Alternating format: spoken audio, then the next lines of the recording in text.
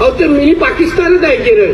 अगर कुछ भी मस्ती तुम लोगों ने किसने भी की तो तुम्हारे मस्जिदों के अंदर आके चुन चुन के मारेंगे, इतना ध्यान में रखो। चला या पोलिसांना एक दिवसाची सुट्टी मी देतो, तुम्ही तुमची ताकद दाखवा आणि हिंदू म्हणून आम्ही आमची ताकद दाखवायला मैदानामध्ये येतो। केरल एक मिनी पाकिस्तान। आतंकवादियों ने पहले राहुल गांधी को वोट दिया और अब उनकी बहन प्रियंका गांधी को। ये बयान महाराष्ट्र के मत्स्य पालन मंत्री नितेश राणे का है, जो फिलहाल बीजेपी में मंत्री हैं। जी हां, वही नितेश राणे जो इससे पहले मुसलमानों को मस्जिद में घुसकर चुन चुन कर मारने की धमकी दे चुके हैं। तो तुम्हारे मस्जिदों के अंदर आके चुन चुन के मारेंगे, इतना ध्यान में रखो। और साथ ही इससे पहले सिर्फ 24 घंटे के लिए पुलिस को छुट्टी दो, हिंदू अपनी ताकत दिखा देंगे वाले विवादित बयान से सुर्खियों में आ चुके हैं। तर आम्ही सांगतोय, चला या पोलिसांना एक दिवसाची सुट्टी मी देतो, तुम्ही तुमची ताकद दाखवा आणि हिंदू म्हणून आम्ही आमची ताकद दाखवायला मैदानामध्ये येतो। लेकिन इस बार महाराष्ट्र के मत्स्य पालन मंत्री नितेश राणे ने केरल की तुलना पाकिस्तान से ही कर डाली है, जिससे सियासी बवाल मच गया है। सबसे पहले सुनिए उन्होंने इसको लेकर क्या कुछ कहा है। और तो मिनी पाकिस्तानच आहे केरळ, म्हणूनच तो राहुल गांधी तिथे निवडून आता त्यांची बहीण निवडून येते ना, सगळे अतिरेकीच त्याला मतदान करतात। खरंच आहे, विचारा, ते काय अतिरेकींना धरूनच ते लोक खासदार झालेले आहेत।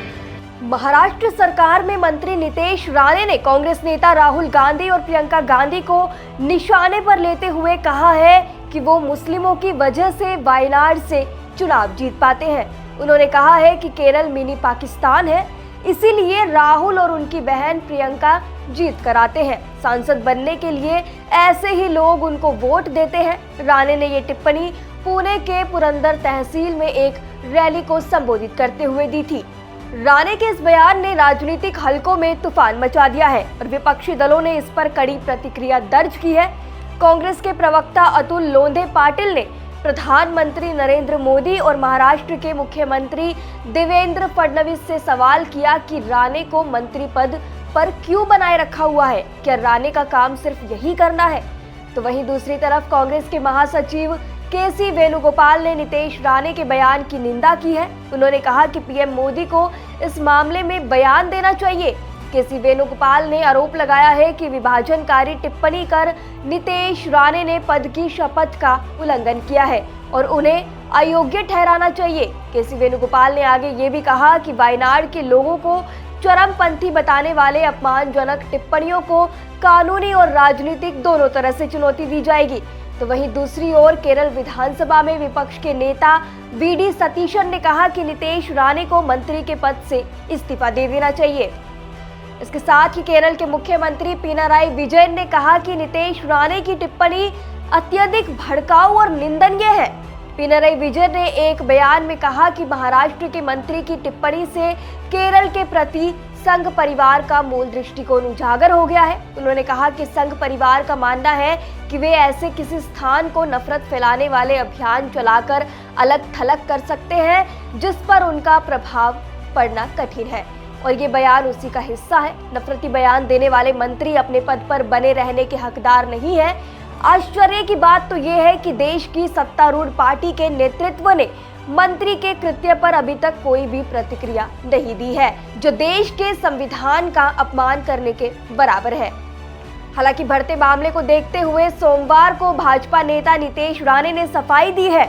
उन्होंने कहा कि केरल भारत का एक हिस्सा है और वह केवल दक्षिण राज्यों में हिंदू के धर्मांतरण और लव जिहाद के मुद्दे उठा रहे हैं। राणे ने आगे कहा कि उन्होंने केवल तथ्यों को सामने रखा है। हमारे साथ एक शख्स भी मौजूद था जिसने 12,000 हिंदू महिलाओं को इस्लाम और ईसाई धर्म में धर्मांतरण से रोका है। भाजपा नेता ने कहा कि पूरा मामला हालातों से तुलना करने का था। मैं तथ्यों को सिर्फ सामने ला रहा था। मैं उनके साथ था जिन्होंने 12,000 हिंदू महिलाओं को धर्मांतरण से बचाया है। राहुल गांधी और प्रियंका गांधी के बारे में जो कहा, आप वायनाड क्षेत्र के किसी भी व्यक्ति से पूछ सकते हैं उनका समर्थन करने वाले लोग कौन हैं, कौन से संगठन है जो उनका समर्थन करते हैं। कई स्थानीय भाजपा नेताओं ने भी यही बात कही है। क्या कांग्रेस सामने आकर कह सकती है कि हम गलत है? क्या वे कह सकते हैं कि एक भी आतंकवादी संगठन नहीं है? जिसने चुनावों में राहुल और प्रियंका गांधी का समर्थन किया हो, एक बार सामने आकर कहे वो फिर हम और सबूत देंगे।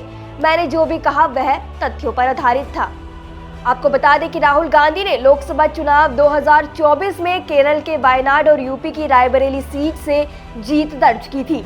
राहुल ने इसके बाद वायनाड सीट को छोड़ दिया था, जिसके बाद हुए उपचुनाव में कांग्रेस नेता प्रियंका गांधी ने इस सीट से जीत दर्ज की थी। हालांकि नीतीश राणे की इस टिप्पणी पर जिस तरीके से एक के बाद एक वो विवादित बयान दे रहे हैं, इस मसले पर आपकी क्या राय है, हमें कमेंट सेक्शन में जरूर बताएं। शुक्रिया।